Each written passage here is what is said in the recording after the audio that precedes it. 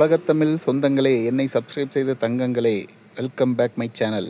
ஒட்டுமொத்த இந்தியாவிலே இப்போ வரைக்கும் 60% மக்கள் தான் கடலை நேரில் பார்த்துருக்குறாங்க. நம்ம தமிழ்நாட்டில் அப்ராக்சிமேட்டாக இப்போ வரைக்கும் 70% ஆஃப் பீப்புள்ஸ் தான் கடலை பார்த்துருக்குறாங்க. இதில் மகாபலிபுரம், திருச்செந்தூர், கன்னியாகுமரி இந்த மாதிரி கோவிலுக்கு போகிறப்ப தான் பெரும்பாலான மக்கள் கடலை நேரில் பார்த்துருக்குறாங்க. இன்னமுமே தமிழ்நாட்டில் 30% ஆஃப் மக்கள் கடலை நேர்லேயே பார்த்தது கிடையாது. ஆனால் உலக அளவில் 40% மக்கள் மட்டும்தான் கடலை நேரில் பார்த்துருந்துருக்குறாங்க. இப்போ நான் சொன்னதுக்கப்புறம் எந்த ஊர் போனப்போ கடலை பார்த்தோம் அப்படின்னு நீங்கள் யோசிச்சிங்க அப்படின்னா மறக்காமல் இந்த வீடியோவை லைக் பண்ணிடுங்க.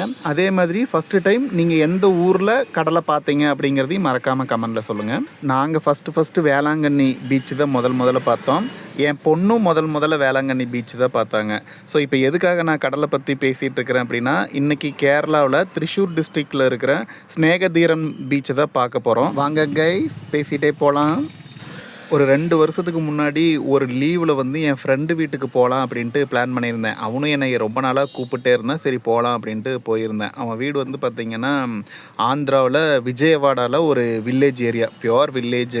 சரி நேச்சுரல் பிளேஸை தான் ரொம்ப பிடிக்குமே, பார்க்கலாம் அப்படின்ட்டு போயிருந்தேன். அங்கே போயிட்டு நல்லா ரெஃப்ரெஷ் ஆகிட்டு நெக்ஸ்ட் டே மார்னிங் ஒரு 9 o'clock சரி எங்கேயாவது வெளியே போகலாம் அப்படின்ட்டு எந்திரிச்சு வெளியே போனால் அவங்க வீட்டில் ஒரு RX 100 பைக் இருந்தது. அந்த பைக்கை பார்த்தோன்னே பயங்கர எக்ஸைட்மெண்ட்டு. இந்த பைக்கில் ஒரு ரைடு போயே ஆகணும் அப்படின்ட்டு அவனை கூப்பிட்டு பைக் சாவி கேட்டதுக்கு கொடுத்துட்டான்.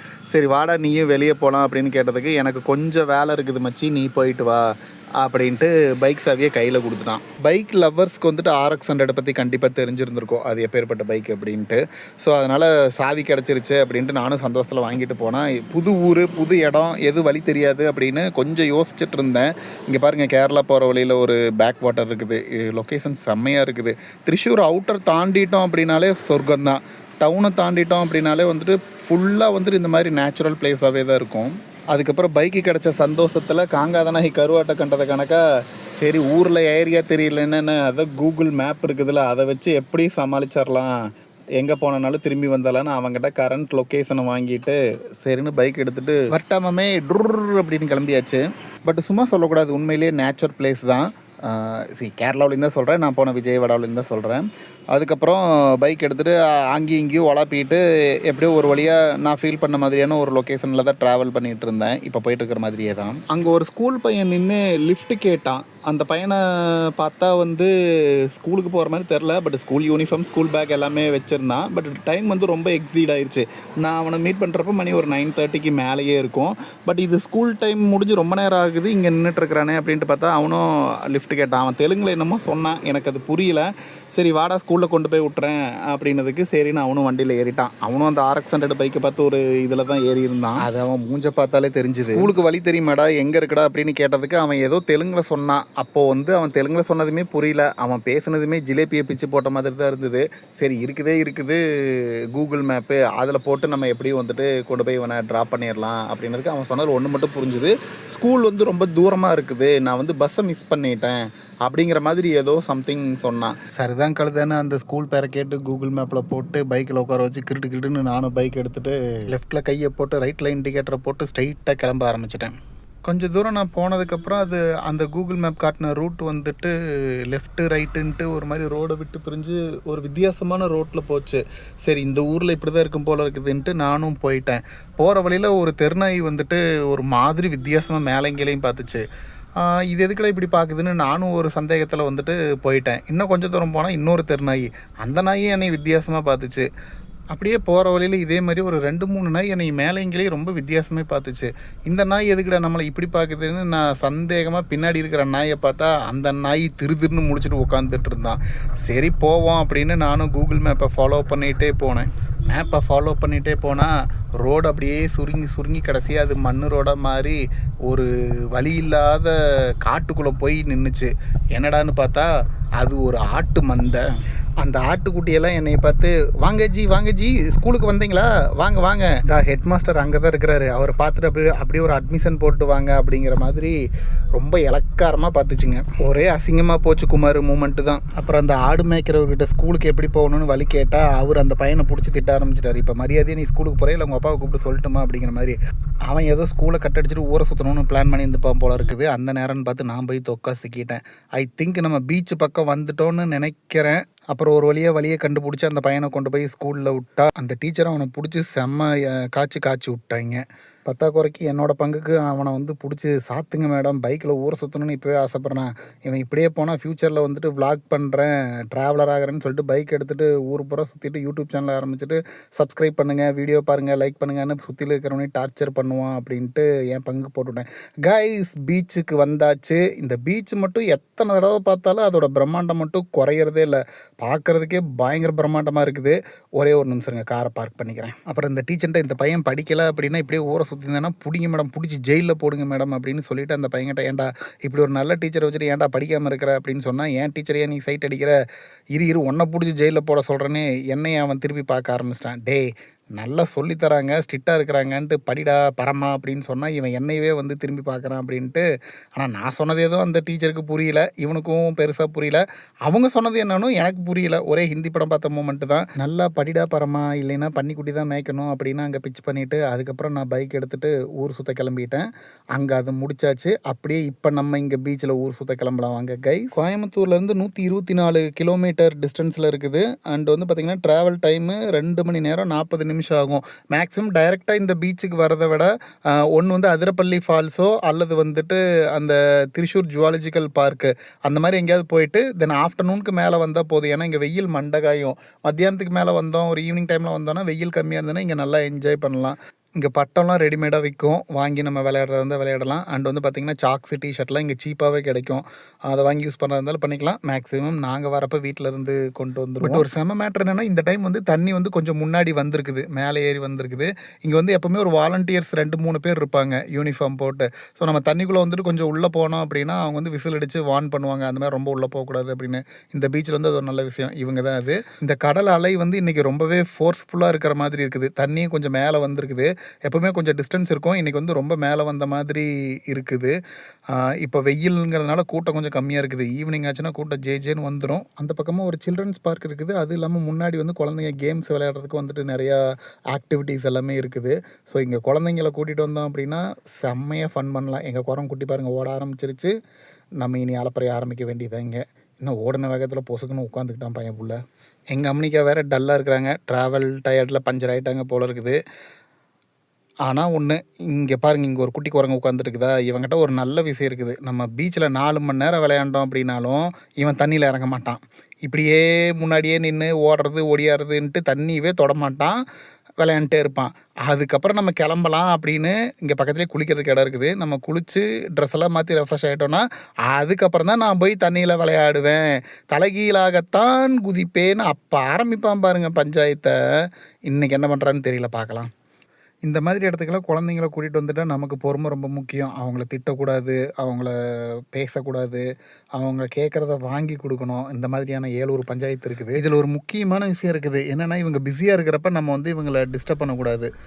இங்கே பாருங்கள், ஃபேமிலியோடு வந்தாங்கன்னா நல்லா டைம் ஸ்பெண்ட் பண்ணலாம், நல்லா என்ஜாய் பண்ணலாம். அதாவது பெரியவங்க, சின்னவங்க, குழந்தைங்க எல்லாத்துக்குமே வந்துட்டு ஒரு டைம் ஸ்பெண்ட் பண்ணுறதுக்கு ஒரு சூப்பரான இடம் அப்படின்னா அது உண்மையிலேயே இந்த பீச் தான்.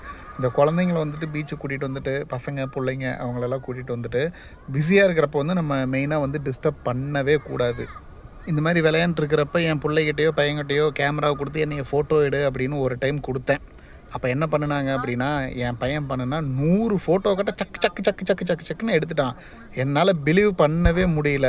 அதுக்கப்புறம் வாங்கி ஃபோட்டோவை பார்த்தா அப்படியே மிரண்டு போயிட்டேன். ஏன்னா அவ்வளோ அமேசிங்காக வந்துட்டு ஃபோட்டோ எடுத்து வச்சுருந்தேன். ஆனால் சத்தியமாக அதை என் வாழ்க்கையிலே மறக்க முடியாது. பட் இன்றைக்கி என்ன பண்ணேன் அப்படின்னா, என் பிள்ளைகிட்ட கேமரா கொடுத்து நான் போய் ஒரு போஸ்ட் கொடுக்குறேன், முடிஞ்சால் ட்ரை பண்ணேன் அப்படின்னு இதை ட்ரை பண்ணேன்.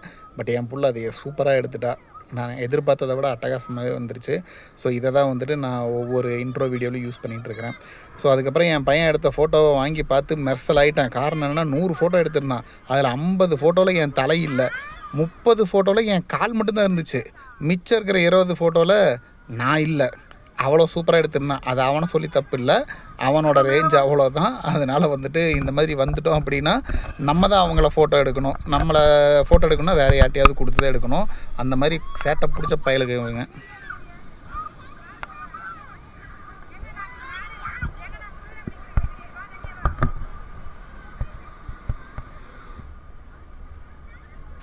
எங்கள் பக்கத்து வீட்டுக்காரண்ணா ஒருத்தர் இருக்கார். அவர்கிட்ட போயிட்டு நாங்கள் அங்கே போகிறோம் இங்கே போகிறோம் அப்படின்னு ஏதாவது சொன்னோம்னாலோ அல்லது ஏதாவது சஜஷன் கேட்டோம்னாலோ அவர் வந்துட்டு சம் ஐடியாஸ் கொடுப்பாரு.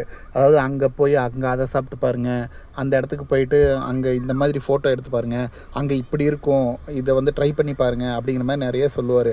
ஆனால் நம்ம அந்த இடத்துக்கு போயிட்டு வந்ததுக்கப்புறம் தான் தெரியும், இவர் அந்த இடத்துக்கே போயிட்டு வந்துருக்க மாட்டார். ஏதாவது உருட்டணுமே அப்படின்னு கண்ணா பின்னான்னு உருட்டி விட்ருப்பாரு.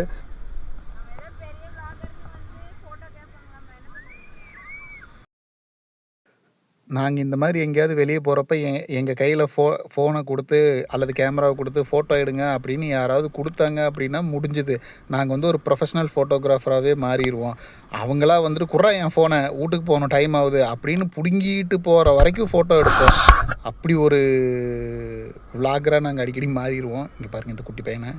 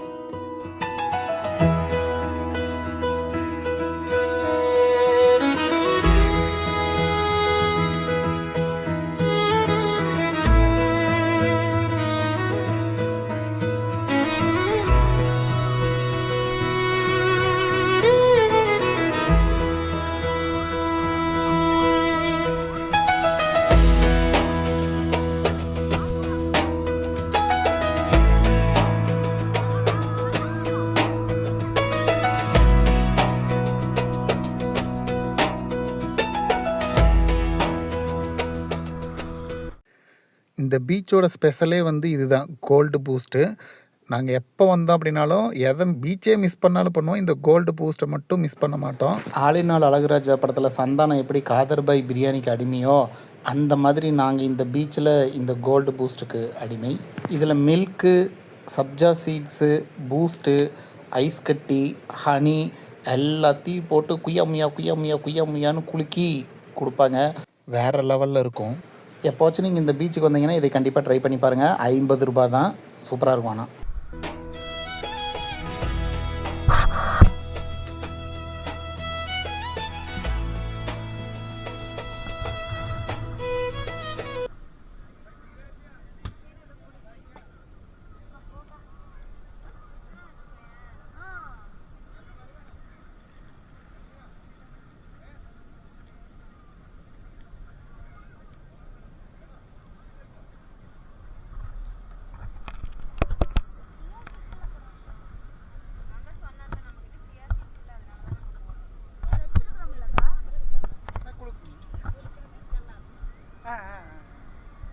அதுதான் மெயினு. வராதா? சரி ட்ரை பண்ணுங்க, முடிஞ்சதா ட்ரை பண்ணுங்க. அவங்க குளுக்கு வராதாம்மா உங்களுக்கு? கட் பண்ணி போட்டுறலாம்.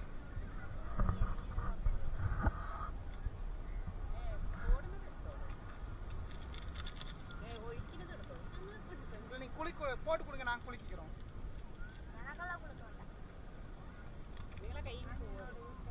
புரியுது, நான் கலக்கிக்கிறேன். அவங்களால குளுக்க முடியாதுன்னு கொஞ்சம் ஷையாக ஃபீல் பண்ணாங்க, நம்ம வேறு வீடியோ எடுத்துகிட்ருக்குறோம் அப்படின்ட்டு. அதுக்கப்புறம் வந்து குளுங்க, நாங்களே குளுக்குறோம் அப்படின்றதுக்கு இல்லை பரவாயில்ன்ட்டு அப்புறம் அவங்களே குளுக்கிட்டாங்க. பட் இது எவ்வளோக்கு எவ்வளோ குளுக்குறோமோ அவ்வளோக்கு அவ்வளோ இது சூப்பராக இருக்கும்.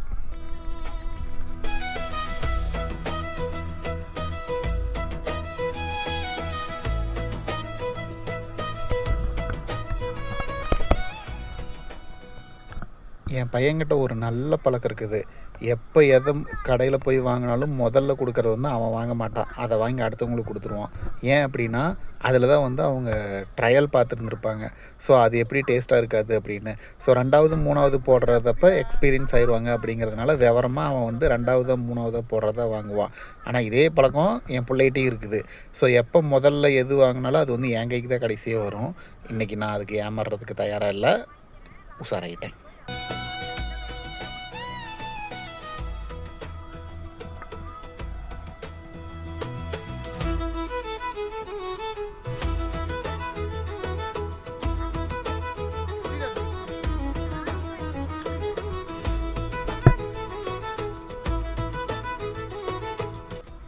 ஆனால் இன்றைக்கி ஒரு சோகமான விஷயம் என்ன அப்படின்னா, அந்த அக்கா 3வது கோல்டு பூஸ்ட் போடுறப்ப அது குளுக்கறதுல ரொம்ப டயர்ட் ஆகிட்டாங்க. சரியாக குளுக்கவே இல்லை.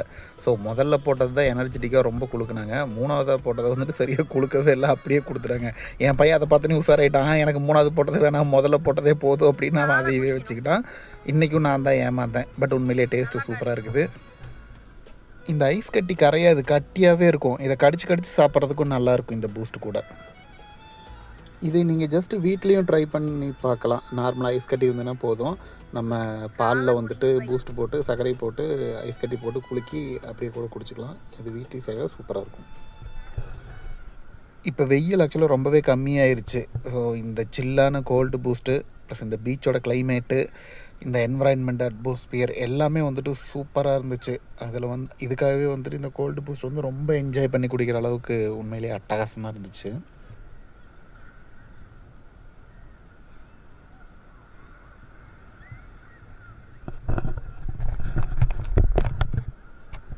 உங்கள் வீட்டுக்கு யாராவது ரிலேட்டிவ் வந்தாங்க அப்படின்னா, அப்போ வந்து இந்த கோல்டு பூஸ்ட் வந்துட்டு ட்ரை பண்ணி பாருங்கள். ஸோ நீங்கள் வந்து ட்ரை பண்ண மாதிரி இருக்கும், அவங்கள வச்சு டெஸ்ட் பார்த்த மாதிரி இருக்கும். அவங்களுக்கும் வந்துட்டு ரொம்ப பெருமையாக இருக்கும். இவங்க பெரிய பணக்காரங்கப்பா, கோல்டு பூஸ்ட்லாம் போட்டிருக்கிறாங்க அப்படின்ட்டு. ஸோ அது உங்கள் வீட்டுக்கு குழந்தைங்க யாராவது வந்தாங்கன்னா இதை கண்டிப்பாக போட்டு கொடுங்க. கொஞ்சம் சர்க்கரையும் பூஸ்ட்டும் சேர்த்து போட்டிங்க அப்படின்னா பயங்கர எக்ஸைட் ஆகிடுவாங்க அவங்க. ஏன்னா என் புள்ள அப்படி தான் வீட்டுக்கு வந்து சொந்தக்காரங்களுக்குள்ள வந்துட்டு கோல்டு பூஸ்ட் கொடுத்து ஏமாற்றிருக்கிறேன் பயப்புள்ள.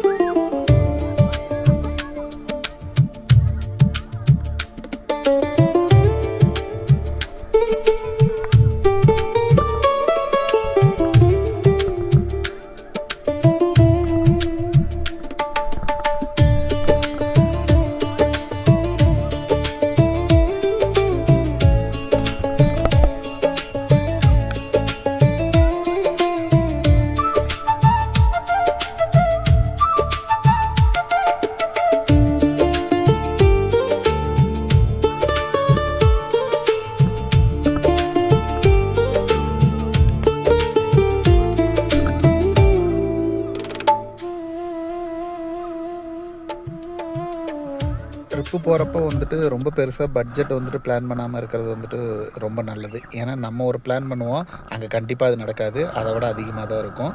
ஸோ அதனால் போகிறதுக்கு முன்னாடியே வந்துட்டு அதில் மட்டும் நம்ம கொஞ்சம் காம்ப்ரமைஸ் ஆகிக்கிற மாதிரி தான் இருக்கும்.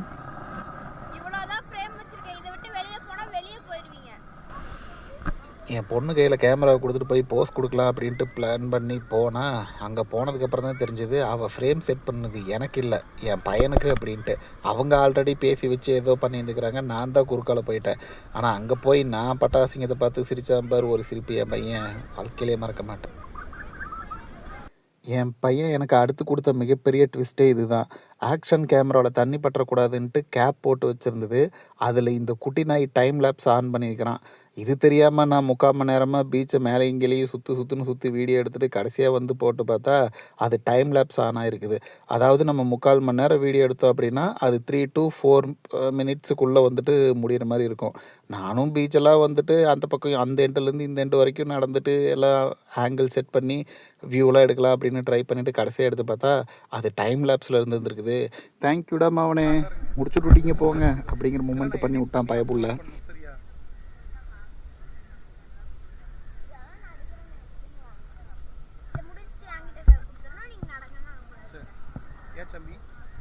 இந்த பீச்சில் விளையாண்டு முடிச்சிட்டோம் அப்படின்னா வந்துட்டு அங்கேயே குளிச்சுட்டு ரெஃப்ரெஷ் ஆகிட்டு அங்கே நல்ல தண்ணி இருக்கும், நம்ம அமௌண்ட் பே பண்ணிவிட்டு குளிச்சுட்டு வெளியே வந்துட்டு இங்கே பக்கத்தில் வந்துட்டு ஒரு சில்ட்ரன்ஸ் பார்க் இருக்கும். அந்த பார்க் உண்மையிலேயே சூப்பராக இருக்கும். அதில் ஆக்சுவலி ஒரு பேக் என்ட்ரன்ஸ் இருந்துச்சு, அதில் வந்து ஃப்ரீயாக போயிட்டு வரலாம் அப்படிங்கிற மாதிரி இருந்தது. அதை வந்து இப்போது க்ளோஸ் பண்ணிட்டாங்க. ஸோ இப்போ ஃப்ரண்ட்டில் வந்துட்டு டிக்கெட் வாங்கிட்டு தான் போகிற மாதிரி இருக்கும். இந்த பக்கம் ஃபுல்லாகவே தென்னை மரமாக தான் இருக்கும். இது பார்க்குறதுக்கே வந்துட்டு ஒரு குட்டி கோவா ஃபீல் வரும். கடையில் நிறைய போட்டிருப்பாங்க, சூப்பராக இருக்கும். இந்த வியூ எப்படி இருக்குதுன்னு எக்ஸ்பீரியன்ஸ் பண்ணி பார்க்கலாம். இந்த மாதிரி ட்ரிப்பு போகிறப்ப எங்கேயாவது நம்ம தெரியாமல் வந்து வழி மாறி போயிடுவோம். அதாவது ரைட்டில் கட் பண்ண வேண்டிய இடத்துக்கு பதிலாக லெஃப்ட்டில் கட் பண்ணி எங்கேயாவது போயிடுவோம். அன்ஃபார்ச்சுனேட்டாக வந்துட்டு அப்படி மாறி போகிற இடமும் ஒரு சில நேரங்களில் வந்துட்டு அழகான இடமா அமைஞ்சிரும். அது ஒரு நல்ல மெமரிஸாக இருக்கும். ஸோ அந்த மாதிரி இங்கே வந்து நீங்கள் எங்கே வழி மாறி போனீங்க அப்படின்னாலும் ஏதாவது ஒரு பீச்சில் போயிட்டு நீங்கள் ஜாயின் ஆகிடலாம். ஸோ இதுதான் வந்து சில்ட்ரன்ஸ் பார்க்கு. இங்கே வந்து சம் செல்ஃபி பாயிண்ட்ஸ் இருக்கும். அண்ட் வந்து பார்த்திங்கன்னா வியூவில் நல்லாயிருக்கும். இங்கே உட்காந்து பொறுமையாக வியூவை என்ஜாய் பண்ணுற மாதிரியான ஒரு பிளேஸ் இது. அப்படியே வாங்க பார்த்துட்டே போகலாம்.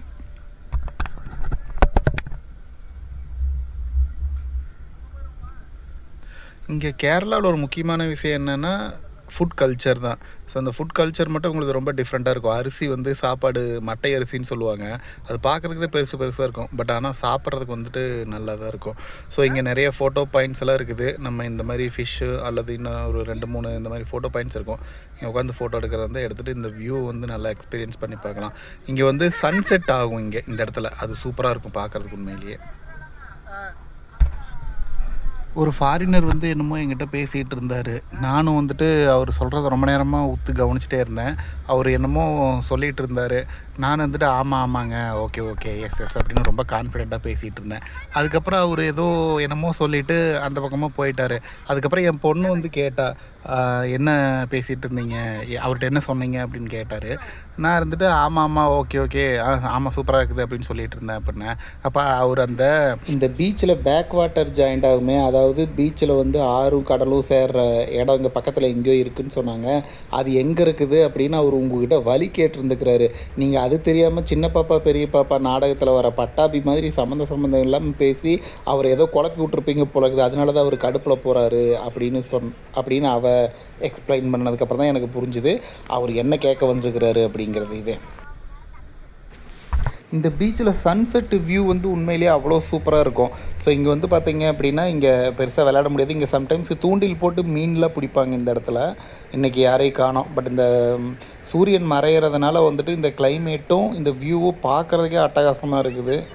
ஒரு பேப்பரும் பேனாவையும் எடுத்து வச்சு இந்த பாறை மேலே உட்காந்தோம் அப்படின்னா ஒரே கவிதையாக கொட்டும். அப்படி ஒரு அமேசிங்காக இருக்குது இந்த சிச்சுவேஷன் இப்போது.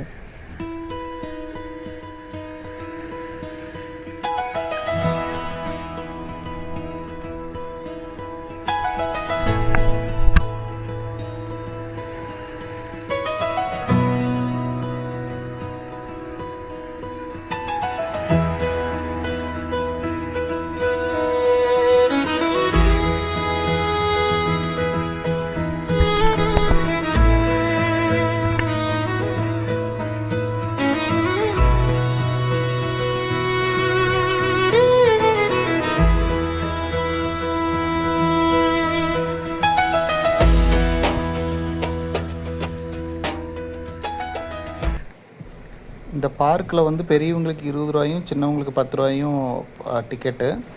500 கொடுத்து 5 டிக்கெட்டு கேட்டதுக்கு அந்த அம்மா கொஞ்சம் டென்ஷன் ஆகிட்டாங்க ஃபஸ்ட்டு. அதுக்கப்புறம் தேடி கண்டுபிடிச்சி சில்லறை கொடுத்துட்டாங்க. ரொம்ப நல்லவங்க, எதுவும் பெருசாக சொல்லலை. சேஞ்ச் வச்சுருந்துருப்பாங்க போல இருக்குது. கையில் கேஷாக வச்சுருந்தா செலவாயிரும் அப்படின்னு தான் ஃபோன்பே கூகுள் பேல வச்சுருப்போம். ஆனால் அதுதான் வந்துட்டு அதை விட அதிகமாக செலவாகும். கணக்கு வழக்கு தெரியாமல் செலவாகும்.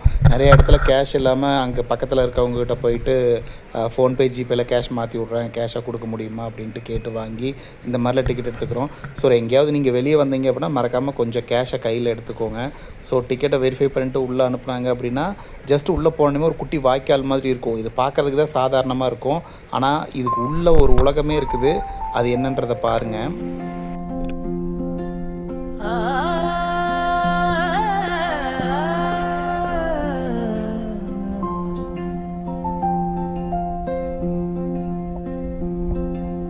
மழை நின்ற பாதையில் நீ நடந்த வேளையில் என் நெஞ்சம் மெதுவாக உன் பேரை எழுதியது. பழைய சேலை ஓரம் பறந்த அந்த காற்று இன்றும் என் கைதோடவும் வாசம் கொணர்ந்தது. ஒரு துளி நிலா போல நீ வந்து விழுந்தாய், உயிர் முழுதும் நிறம் தந்தாய். காற்றிலோ ராகம் நீயே, நீயே. நெஞ்சிலோ ராகம் நீயே, நீயே. உன் பார்வை போதும் என் காலம் போதும். காற்றிலோ ராகம் நீயே, நீயே.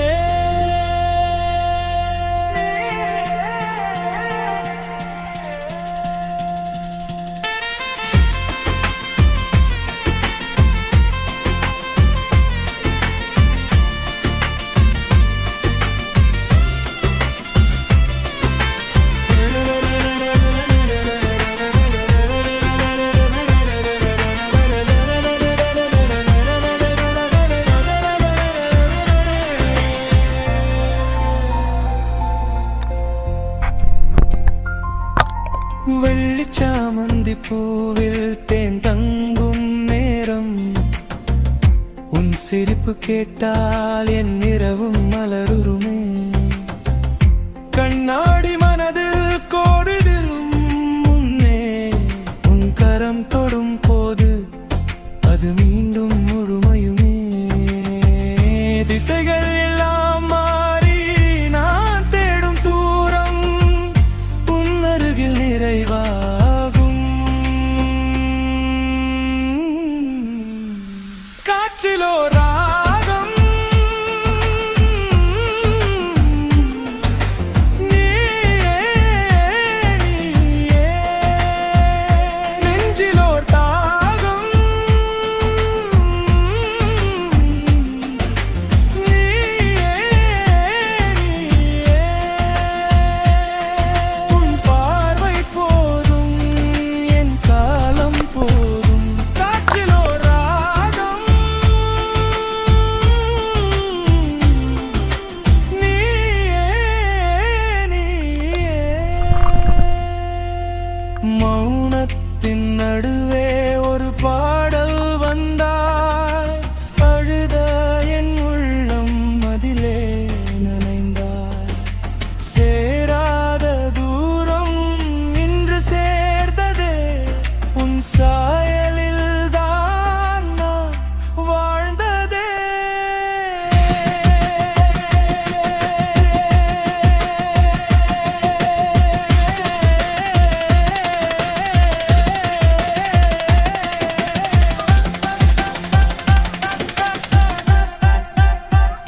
காற்றிலோ ராகம் நீயே, நீயே. நெஞ்சிலோ ராகம் நீயே, நீயே. உன் பார்வை போதும் என் காலம் போதும். காற்றிலோ ராகம் நீயே, நீயே.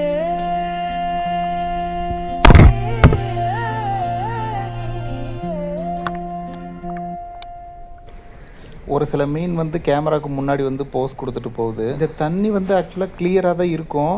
நம்ம ஏதாவது வந்து அந்த தரையில் இது டச் பண்ணனாலோ கேமரா வச்சு, அல்லது அந்த மீன் வந்து தரையில் ஏதாவது பட்டதுனாலோ தான் அந்த ரொம்ப கலங்கலாகும். பட் அது கொஞ்ச நேரத்துலேயே வந்துட்டு சீக்கிரம் ரெடி ஆயிரும். பட் இந்த மீன்லாம் வந்து பார்க்குறதுக்கு உண்மையிலேயே சூப்பராக இருக்கும். ரொம்ப ரொம்ப பெரிய ஃபிஷ்ஷு. இவ்வளோ க்ளோஸ்அப்பில் வச்சு பார்க்குறது வந்து எனக்கு இதுதான் ஃபஸ்ட் டைம். பட் இது அமேசிங்காக இருக்குது பார்க்குறதுக்கு உண்மையிலேயே. அதை பார்க்குறதுக்கே ரொம்ப ஹாப்பியாக சந்தோஷமாக இருக்குது. ஸோ இந்த தண்ணிக்குள்ளே வந்து டேங்க்கு க்ளீன் பண்ணுறதுக்கான அந்த ஃபிஷ்ஷும் டேங்க் க்ளீனர் ஃபிஷ்ஷும் வந்துட்டு இதுக்குள்ளேயே இருக்குது. அதனால் இதில் மெயின்டெனன்ஸுன்ட்டு ஒன்றும் பெருசாக இல்லை. பட் ஆனால் இது நான் எப்போ வந்து பார்த்தாலும் இது வந்து சூப்பராக இருக்கும் பார்க்குறதுக்கு. வெளியே நின்று பார்த்தோம்னாலே இந்த மீன் எல்லாமே வந்து நல்லா தெளிவாக தெரியும். அட்டகாசமாக இருக்கும் பார்க்குறதுக்கு. இது ஒரு சின்ன கனல் மாதிரி இந்த பார்க்கை வந்துட்டு முக்கால்வாசி சுற்றி வர மாதிரி இருக்கும். கிட்டத்தட்ட ஒரு 1/2 கிலோமீட்டர் காட்டவே இது இருக்கும். நம்ம இதை சுற்றியில் அப்படியே நடந்து வந்து பார்த்தோம் அப்படின்னா கலர் கலராக எல்லா ஃபிஷ்ஷுமே இருக்கும். கோல்டன் கலரில், ஒயிட் கலரில். இந்த பாருங்கள், ஒயிட் கலர் தான் வந்துட்டு ஏதோ காயமாக இருந்திருக்கும் போல் இருக்குது. பட் அது வந்துட்டு அதுதான் வந்து முன்னாடி கேமரா வந்து ரொம்ப ரொம்ப நேரமாக ஊற்று பார்த்துட்டே இருந்துச்சு. இந்த மீன் பார்க்குறதுக்கே சூப்பராக இருந்துச்சு. ஸோ அது வந்து நம்ம நடந்து வந்து சுற்றி வர அதை பார்த்துட்டு வரலாம். தென் அதுக்கப்புறம் வந்துட்டு குழந்தைங்க விளையாடுற மாதிரியான பார்க்கும் இருக்குது. ஸோ இங்கே நல்லாவுமே வந்து டைம் ஸ்பெண்ட் பண்ணலாம் குழந்தைங்களோட. சூப்பராக இருக்கும்.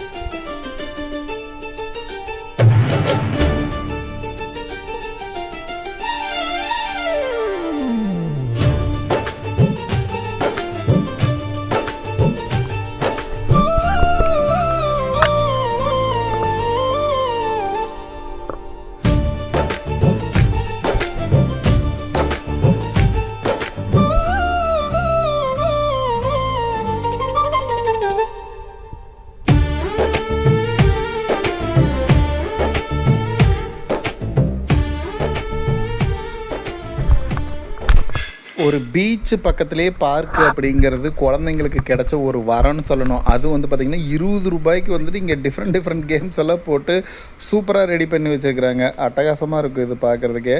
அண்ட் ஆல்சோ வந்துட்டு இந்த ஃபேமிலி தூரியெல்லாம் இருக்குது. ஃபேமிலியோடு உட்காந்து தூரி ஆடுறதுக்கும். ப்ளஸ் வந்து இங்கே ரெண்ட்டுக்கு வந்துட்டு ரிமோட் காரு, சைக்கிளிங், குழந்தைங்களுக்கு சைக்கிளிங் அதெல்லாமே கொடுப்பாங்க. ஸோ இங்கே தூரி விளையாடணும் அப்படின்னா கொஞ்சம் நேரம் வெயிட் பண்ணி தான் விளையாடுற மாதிரி இருக்கும். இங்கே புச்சுக்குன்னு சர்க்கிள்லாம் விடலாம். சர்க்கிளில் சூப்பராக இருக்கும். இங்கே இந்த குட்டி பாப்பாங்கள்லாம் தூரி விளையாடுறது, சர்க்கிள் விடுறது இதெல்லாம் பார்த்தா வந்து நமக்கே விளையாடணுன்னு ஆசையாக இருக்கும். ஆனால் நம்ம போய் ஏறணுன்னா அடி வெளுத்து போடுவாங்க இங்கே வேலை செய்கிறவங்களா. ஸோ அதனால் நம்ம வேடிக்கை பார்க்குறதோடு நிறுத்திக்குவோம். இங்கே பாருங்கள், எங்கள் வீட்டில் எல்லா நாளும் கார்த்திகை, அந்த சீனை ரீக்ரியேட் பண்ணி வச்சுருக்குறாங்க. நம்ம அடுத்ததாக பார்க்குறதுக்கு போவோம். நம்ம வாழ்க்கையில் நல்ல நேரம், கெட்ட நேரம் இதை ரெண்டையும் வந்து ரொம்ப ஈஸியாக கண்டுபிடிச்சிடலாம். நமக்கு எப்போ நல்ல நேரம், எப்போ கெட்ட நேரம் அப்படின்னு ஒன்றும் இல்லை. நம்ம பைக்கில் போயிட்டுருப்போம். நம்ம பைக்கு கரெக்டாக பெட்ரோல் பங்குக்கு பக்கத்தில் போய் பெட்ரோல் தீர்ந்து போகும். அந்த மாதிரி நடந்துச்சு அப்படின்னா அதுதான் நம்ம வாழ்க்கையிலேயே வந்துட்டு மிகப்பெரிய நல்ல நேரம் அப்படின்னு சொல்லலாம். ஏன்னா அப்படியே போய் பெட்ரோல் அடிச்சுட்டு கிளம்பிடலாம். ஆனால் இதுவே கெட்ட நேரங்கிறது என்ன தெரியுமா? அதே பைக்கு பெட்ரோல் பங்க்கு பக்கத்தில் போய் பெட்ரோல் தீர்ந்து போயிருக்கோம். ஆனால் நம்ம கையில் காசு இருக்காது. பர்ஸை மறந்து வீட்டில் வச்சுட்டு வந்திருப்போம். சரி, ஃபோன்பே, கூகுள் பேயில் பே பண்ணலாம் அப்படின்னா ஃபோனில் வந்து சார்ஜ் இருக்காது. ஃபோன் ஆஃப் ஆகியிருந்திருக்கும். சரி, பங்க்கில் போய் சார்ஜ் போடலாம் அப்படின்னு கேட்டால் அவங்ககிட்ட அப்போன்னு பார்த்து தான் நம்ம சின்ன பின், பெரிய பின் சார்ஜர்னு ஏதாவது இருக்கும். அது மட்டும் அவங்ககிட்ட கரெக்டாக இருக்காது. ஸோ அதுதான் நம்ம கெட்ட நேரம் அப்படிங்கிறது. இந்த மாதிரி வெளியே போய் தொக்க சிக்கியிருக்கிறேன். பெட்ரோல் பங்க் பக்கத்துலேயே போய் பெட்ரோல் தீர்ந்துடும். கையில் அமௌண்ட் இருக்காது. பர்ஸை மறந்து வீட்டில் வச்சுட்டு இருந்திருப்போம். இல்லைன்னா ட்ரெஸ்ஸு மாற்றுறப்ப அமௌண்ட் வந்துட்டு பழைய ட்ரெஸ்ஸில் மாட்டியிருந்திருக்கும். ஃபோனு சார்ஜ் இல்லாமல் ஆஃப் ஆகியிருந்திருக்கும். சார்ஜரும் கிடச்சிருக்காது. அந்த மாதிரி ஒரு டைம் வந்துட்டு பேக்கெட்டை செக் பண்ணி பார்த்துட்டு ஃபோன்லேயும் சார்ஜ் இல்லை அப்படிங்கிறத பார்த்துட்டு அந்த பெட்ரோல் பங்க்கில் வேலை செய்கிற பர்சன் வந்துட்டு ஒரு 50 ருபீஸ்க்கு வந்துட்டு 50 ருபீஸோ 100 ருபீஸோ சம்திங் வந்துட்டு பெட்ரோல் அடித்து கொடுத்துட்டு பரவாயில்ல போயிட்டு வாங்க அப்படின்ட்டு சொன்னார். நானும் வந்துட்டு சரி உங்கள் ஜிபே நம்பர் கொடுங்க, நான் வீட்டுக்கு போயிட்டு போட்டு விட்றேன் அப்படின்னு அவர்கிட்ட வந்துட்டு சொன்னதுக்கு அவர் வந்துட்டு இல்லைங்க பரவாயில்ல இருக்கட்டும், இந்த மாதிரி யாராவது வந்துட்டு வழியில் பெட்ரோல் தீர்ந்து போய் நின்றுட்டுருப்பாங்க, அவங்களுக்கு வந்துட்டு நீங்கள் ஹெல்ப் பண்ணுங்கள், ஸோ அது போதும் அப்படிங்கிற மாதிரி அவர் சொன்னார். அவர் பார்க்குறதுக்கு ரொம்ப மெச்சூர்டு பர்சனாக இருந்தார். சரி ஆனால் பரவாயில்ல, அந்த மாதிரி நான் ஹெல்ப்பு பண்ணுறேன், பட் உங்கள் நம்பர் கொடுங்க அப்படின்னு கேட்டதுக்கு பரவாயில்ல இருக்கட்டும், நீங்கள் ஏதோ எமர்ஜென்சி சுச்சுவேஷன் வந்து லாக் ஆகிட்டீங்க போல இருக்குது அப்படின்ட்டு அனுசரித்து விட்டுட்டார். சரின்ட்டு நானும் வந்துட்டேன்.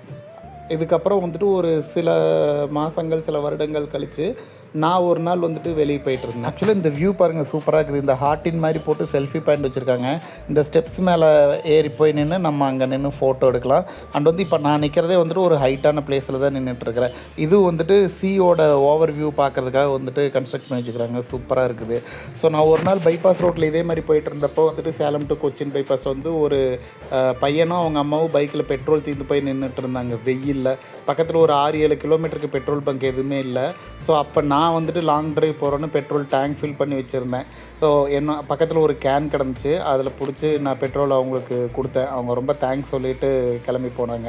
அவங்க ஏதோ அன்ஃபார்ச்சுனேட்டாக வந்து மாட்டிட்டாங்க போல இருக்குது. அப்போ தான் நானும் நினச்சேன், ஸோ நம்மளை மாதிரி தான் இவங்களும் இது பண்ணிக்கிறாங்கன்னு. அன்றைக்கி அந்த அண்ணா வந்துட்டு ஒரு 100 ரூபா வாங்காமல் நீங்கள் மற்றவங்களுக்கு ஹெல்ப் பண்ணுங்கன்னு சொன்னாங்க. நான் அந்த அன்றைக்கி 100 ரூபா கொடுத்ததுனா கூட அது வெறும் கடமையாக தான் இருந்திருக்கும். பட் அவர் அந்த அமௌண்ட் வாங்கலை. இன்றைக்கி நான் இந்த ஹெல்ப் பண்ணினது வந்து பார்த்திங்கன்னா, அந்த அமௌண்ட்டு கொடுத்துருந்தேனா கூட எனக்கு அவ்வளோ ஹாப்பியாக இருந்திருக்காது. இவங்களுக்கு நான் பெட்ரோல் ஃப்ரீயாக கொடுத்தது வந்து ரொம்ப ஹாப்பியாக இருந்துச்சு. இந்த மாதிரி உங்களுக்கும் எக்ஸ்பீரியன்ஸ் இருந்தால் கமெண்ட்டில் சொல்லுங்கள். வேறு ஒரு நல்ல கண்டென்ட்டில் உங்களை மீட் பண்ணுறேன் கைஸ். தேங்க்யூ.